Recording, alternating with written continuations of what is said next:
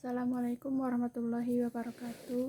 Sebelumnya perkenalkan, nama Nurul Kolbi dengan NIM 22129071, Prodi Pendidikan Guru Sekolah Dasar, mata kuliah Konsep Dasar Biologi SD. Dosen pengampu Profesor Dr. Insinyur Hajjah Rizda Amini MP. Nah, di sini saya akan menjelaskan tentang sistem pencernaan manusia. Yang pertama adalah organ pernapasan pada manusia. Sistem pernapasan pada manusia meliputi semua struktur yang menghubungkan udara dan paru-paru. Organ pernapasan utama berupa paru-paru. Yang sebagaimana yang kita ketahui di sini ada berikut organ-organ yang digunakan dalam pernapasan manusia. Yang pertama, hidung. Di mana hidung ini adalah rongga hidung merupakan tempat yang paling awal dimasuki udara pernapasan. Hidung merupakan alat pernapasan yang terletak di luar dan tersusun atas tulang rawan. Nah, di sini ada berikut fungsi hidung. Yang pertama, menghangatkan udara, di mana yang menghangatkan udara itu memiliki struktur pembuluh darah yang sangat kecil dan tipis yang berada di sekitar hidung. Yang kedua adalah melembabkan udara, di mana yang melembabkan udara ini mensekresikan lendir, bahkan setiap harinya lendir yang diekskresikan mencapai 1 liter. Dan yang ketiga adalah membersihkan udara. Lendir ini juga terjadi menjerat kotoran atau kuman yang berhasil lolos dari saringan atau dari rambut hidung.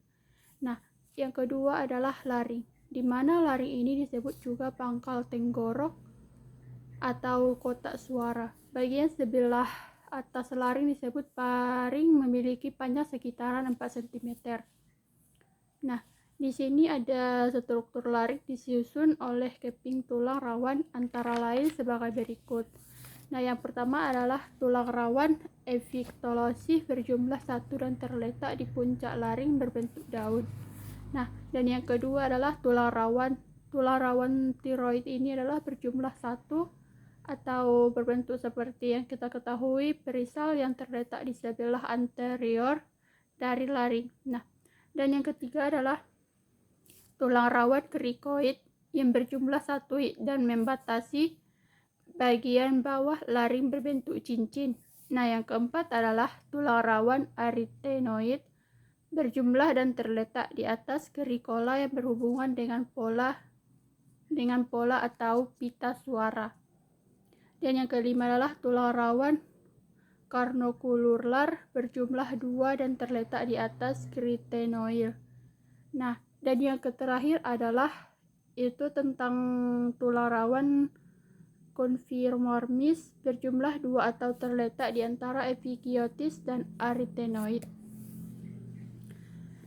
Dan yang ketiga itu ada tentang trakea, di mana trakea ini yang kita ketahui atau menjelaskan tentang trakea ini, batang tenggorokan merupakan pipa yang panjangnya di antara 9 cm.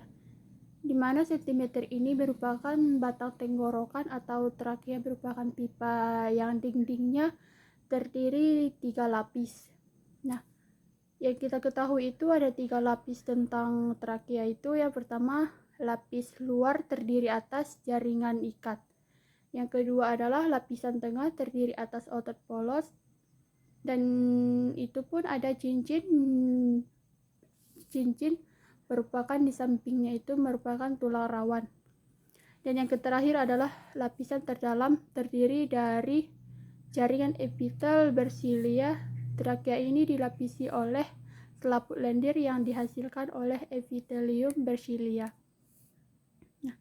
Dan yang keempat adalah ada tentang bronkus, di mana yang kita ketahui ini bronkus terdiri dari 2 percabangan, yaitu bronkus kanan dan bronkus kiri. Nah, letaknya juga berbeda, bronkus kanan lebih vertikal daripada bronkus yang sebelah kiri. Dan yang kelima itu ada tentang paru-paru, di mana paru-paru itu yang kita ketahui manusia berjumlah sepasang, masing-masing dibungkus oleh selaput membungkus paru-paru yang disebut dengan pleura. Paru-paru kanan berukuran lebih besar pada paru-paru kiri dan beratnya sekitar 620 gram. untuk paru-paru kanan adalah mencapai 160 gram paru-paru sebelah kiri. Itulah perbedaan antara paru-paru kanan dan paru-paru kiri. Nah, yang bagian B itu ada tentang proses pernapasan manusia. Yang kita ketahui proses pernapasan manusia itu, sebagaimana yang kita ketahui tentang itu adalah udara dapat masuk dan keluar paru-paru karena adanya tekanan udara luar dengan udara dalam paru-paru. Yang pertama itu ada pernapasan luar atau eksternal. Pernapasan luar itu merupakan pertukaran gas dari udara luar atau udara bebas ke dalam sel-sel darah pada jaringan epitel selaput alveolus. Nah, yang kedua itu tentang pernapasan dalam internal. Sebagaimana yang kita ketahui itu pernapasan internal pertukaran gas di dalam jaringan tubuh dari masuk ke dalam jaringan tubuh. Oksigen meninggalkan hemoglobin dan berdifusi masuk ke dalam cairan jaringan tubuh. Atau karbohidrat derajat 0 disebut dengan karbohidrat ditambah derajat 0. Nah, di sini yang kita ketahui itu tidak sama dengan yang seperti yang saya sebutkan itu. Yang di sebelahnya ada karbohidrat derajat 2 dan sama dengan karbohidrat positif dan derajat 2. Nah, yang bagian C itu tentang mekanisme pernapasan pada manusia. Yang pertama itu ada pernapasan dada, yang mana kita ketahui terjadinya bila otot-otot tulang rusuk yang berkonsentrasi akibat tulang rusuk naik dan volume rongga dada akan lebih kecil daripada udara luar. Nah, yang kedua itu ada pernapasan perut. Pernapasan perut itu adalah fase inspirasi terjadi apabila otot diafragma itu sekat rongga dada mendatar atau volume rongga dada membesar sehingga tekanan udara di dalam rongga dada lebih kecil daripada yang sebelah luarnya. Yang terakhir itu ada tentang faktor yang mempengaruhi frekuensi pernapasan manusia.